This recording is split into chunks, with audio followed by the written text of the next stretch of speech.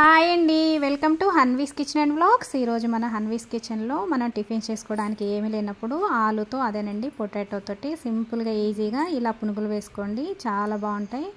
దీనికోసం ఒక 5-6 గంటలు బియ్యం అయితే పెట్టుకోవాలి. నానబెట్టుకున్న బియ్యాన్ని వాటర్ అన్నీ తీసేసుకొని ఒక మిక్సీ జార్లో ఈ బియ్యం వేసుకోవాలి. ఈ పిండి వేసుకునేటప్పుడు మరీ ఎక్కువ జావగా కాకుండా కొంచెం గట్టిగా పిండి అనేది వేసుకోవాలి.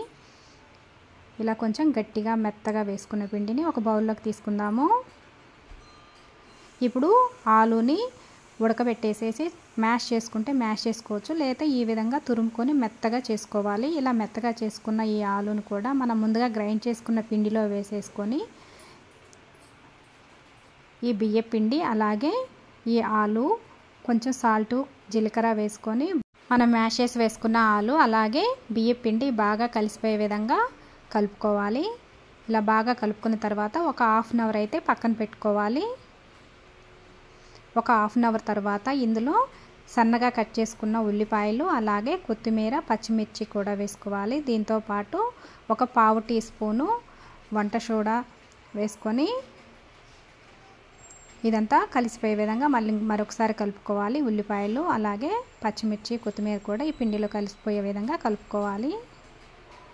ఈ విధంగా కలుపుకునేలోపు మనం స్టవ్ మీద అయితే ప్యాన్లో ఆయిల్ పెట్టుకొని హీట్ చేసుకోవాలి. ఈ ఆయిల్ అనేది మీడియం హీట్లో ఉన్నప్పుడు మనం పునుగులు వేసుకోవాలి. హై హీట్లో ఉన్నప్పుడు వేసుకుంటే పునుగులు త్వరగా పైన కాలి మాడిపోతాయి. ఈ విధంగా ఒక్కొక్క పునుగు వేసుకొని ఇది ఆటోమేటిక్గా పైకి వచ్చేస్తాయి, చాలా రౌండ్గా కూడా వస్తాయి. ఈ విధంగా చేసిన పిండితో వేసిన పునుగులు అయితే చాలా అంటే చాలా బాగుంటాయి. ఈ విధంగా ఒకసారి పునుగులు వేసుకొని ఇవి మరీ పూర్తిగా వేగకుండా ఒక సగం వేగిన తర్వాత వీటిని తీసి పక్కన పెట్టుకోవాలి.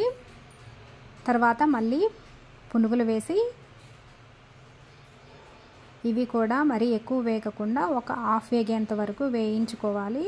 ఇలా కొంచెం హాఫ్ వేగిన తర్వాత మనం ముందుగానే తీసిన పునుగులను కూడా ఇందులో వేసేసుకొని మరొకసారి వేయించుకోవాలి. ఈ విధంగా వేయించుకోవడం వల్ల పైన క్రిస్పీగాను లోపల సాఫ్ట్గాను చాలా బాగుంటాయి. ఇలా గోల్డెన్ బ్రౌన్ కలర్ వచ్చేంత వరకు ఈ పునుగులను అనేది ఫ్రై చేసుకోవాలి.